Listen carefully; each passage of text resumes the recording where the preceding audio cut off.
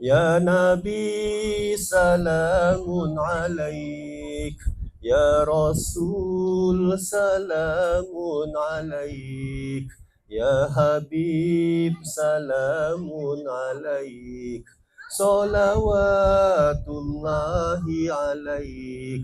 Ya, itulah ya saudara, sebentar tadi lagu yang disampaikan oleh kumpulan intim dengan tajuk lagunya Selawat Junjungan, yang mana saudara ya, sebenarnya kita ni digalakkan ya untuk terus memperbanyakkan berselawat ke atas baginda besar kita Nabi Muhammad sallallahu alaihi wasallam, yang mana sekali saja kita berselawat ke atas baginda, nescaya Allah pula akan berselawat ke atas kita sebanyak 10 kali. Subhanallah.